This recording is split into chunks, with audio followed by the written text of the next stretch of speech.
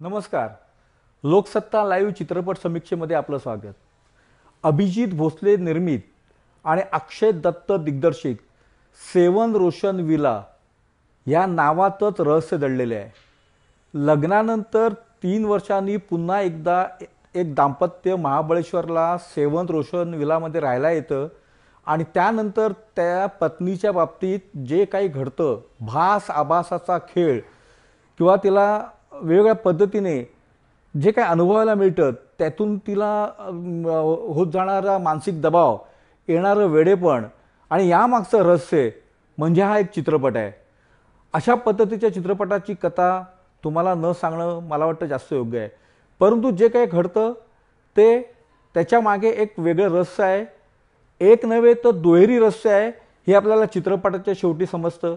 तो जो सुखद धक्का दिलेला आहे ते दिग्दर्शकाचं यश आहे. अगदी मध्यंतरच्या क्षणाला देखील दिग्दर्शक आपल्याला चकमा देऊन उत्तरार्धाबद्दलचा आपली उत्कंठा वाढवतो. हे सगळं किती जरी असलं तरी चित्रपटावरचा नाटकाचा प्रभाव पुसला गेलेला नाही.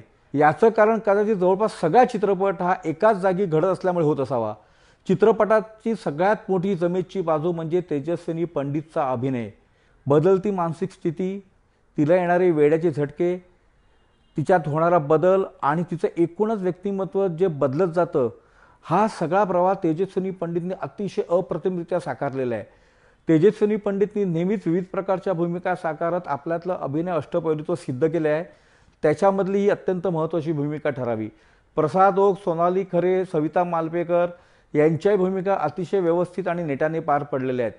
परंतु तेजस्विनीच्या अभिनयासाठी हा चित्रपट आपण पाहू शकतो. अविनाश विश्वजित यांचं पार्श्वसंगीत आणि संगीत चित्रपटाला पूरक आहे. अशा प्रकारच्या चित्रपटामध्ये पार्श्वसंगीत एखाद्या व्यक्तिरेखेनुसार येतं, ती या चित्रपटाची जमेची बाजू ठरली आहे.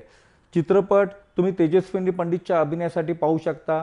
सेवन रोशन विला म्हटल्यानंतर जे रहस्य अपेक्षित असतं, गूढ वातावरण आवश्यक असतं, ते या चित्रपटामध्ये आपल्याला काही प्रमाणात अनुभवायला मिळतं. या चित्रपटाला 3 स्टार.